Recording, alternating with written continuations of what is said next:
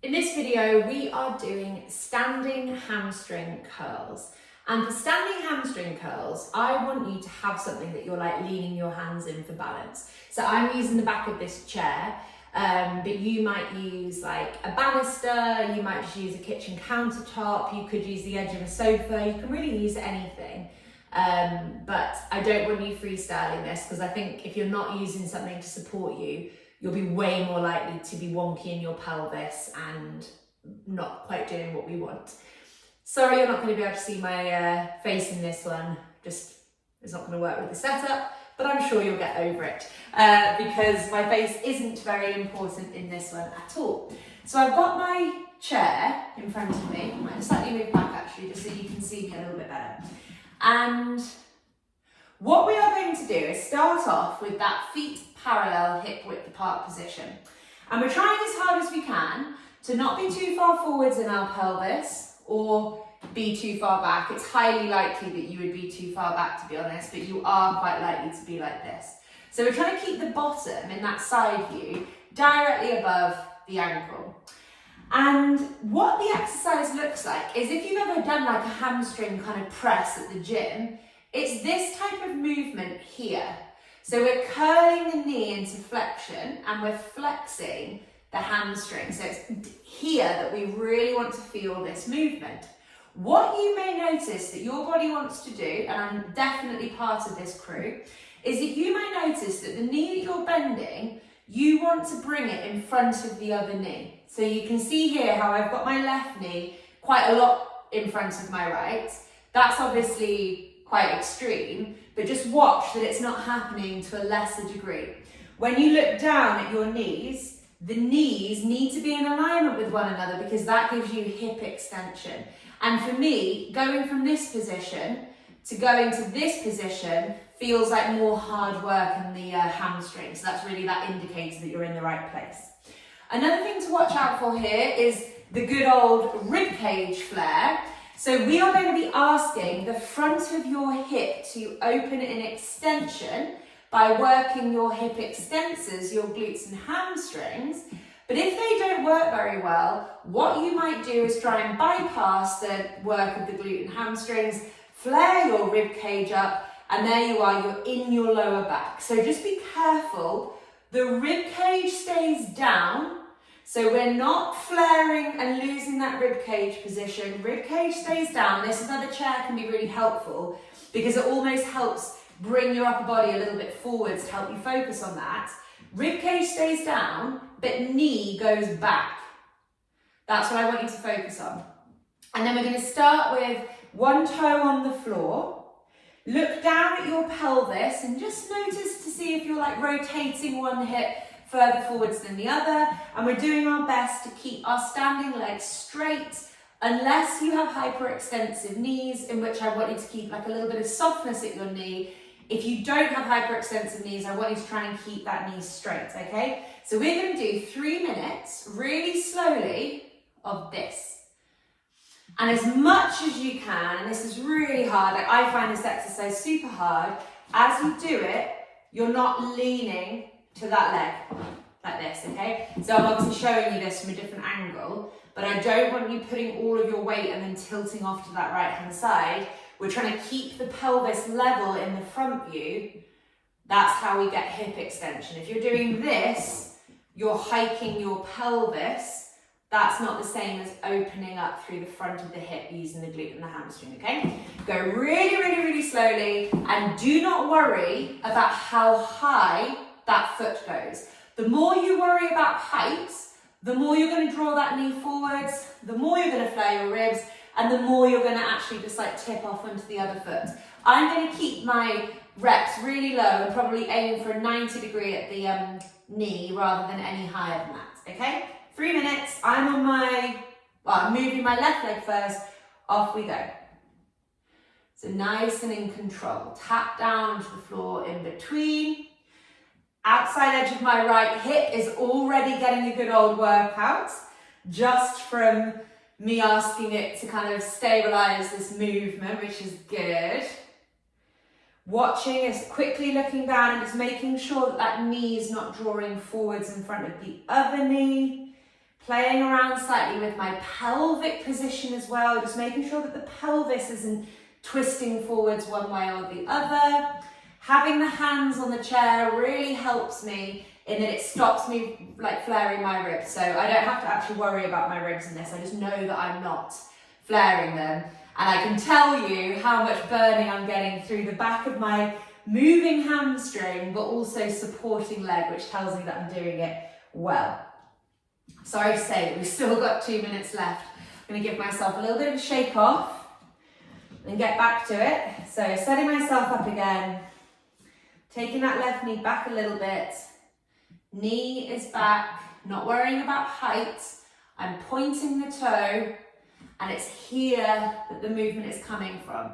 So it's the back of that hamstring and the calf really as well that are driving this movement. If you're feeling it in your lower back, then I want you to reduce the amount that you are lifting that foot by a lot. And I want you to really see if you can focus in on and honing that hamstring work, because that will be where you learn hip extension versus lumbar hyperextension. So my toe is remaining pointed throughout, my foot's remaining pointed, slow lowering with control down. Outside of my right hip is burning so much, which I can only hope is my pelvis opening up and balancing out. We've got a minute left here. Don't worry about reps, we're just going for time. So quite a lot nowadays, I'm teaching time rather than reps, because I find that when you teach people reps, they try and keep up with you and they're not really focused on what they're doing, they focus more on keeping up with other people. So let's just not worry about how many of these we've done. We're focusing on form, we're focusing on hamstring pain, and we're focusing on anything like me, a lot of burn going on in the outside of your standing leg.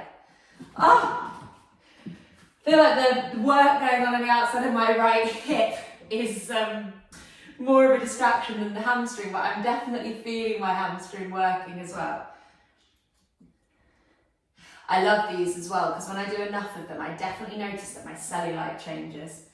I don't think I move very well with my hamstrings at all. 3, 2, 1. Ah! Okay, have a little walk around. Whew. That felt really good, that was very tiring. So, same thing again on the other leg. Hands set up, feet hip width apart, slightly pigeon-toed. We're trying to keep the knees level with each other throughout.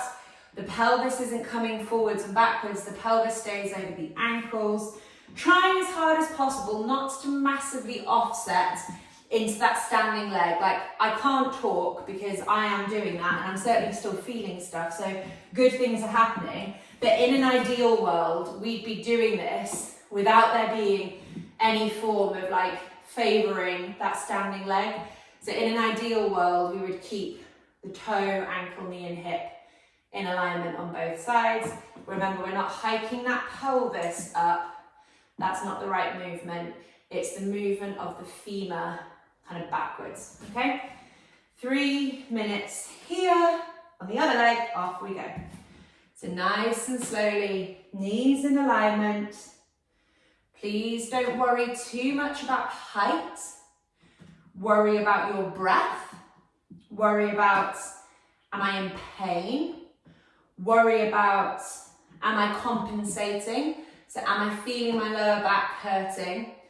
Does this feel suspiciously easy? Or do I feel this in the back of my right hamstring if you're doing the same side as me, but you may also well be feeling quite a lot going on the outside of that left hip.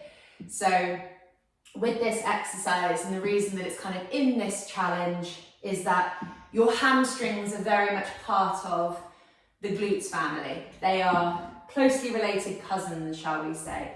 And they need to be able to work in order for you to be able to wake up your glutes properly. And our hamstrings are super important when it comes to hip extension as well. So this moving leg is working on hip extension, active hip extension, because that flexion of the knee and the work of the hamstring is stretching you through the front of that hip.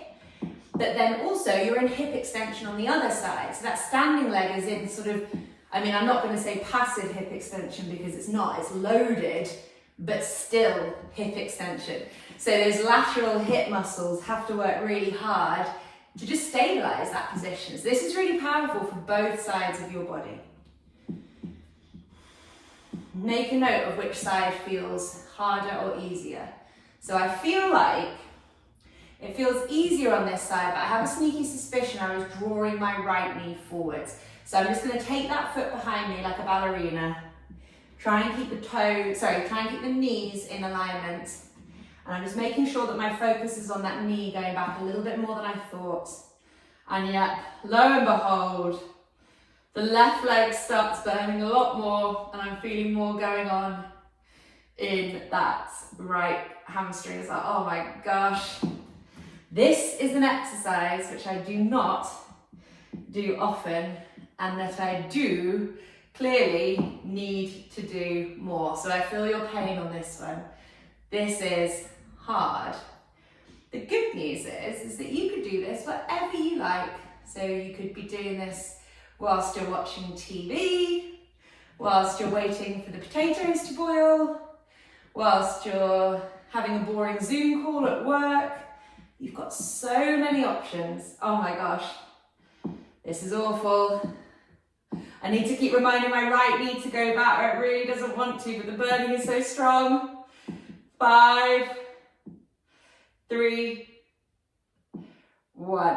Oh, if I was my client, I probably would have told them to stop that about halfway through on each side. So please listen to that. If you need to stop that exercise because you're tired, please do. I'm obviously doing it for the purpose of the video, but normally I would have stopped probably about halfway through then, because I'd rather be focusing on form and doing things well and not getting myself so tired that I then start losing form, which was happening to me, especially on that second round. So that was standing hamstring curls, and take it easy on that one.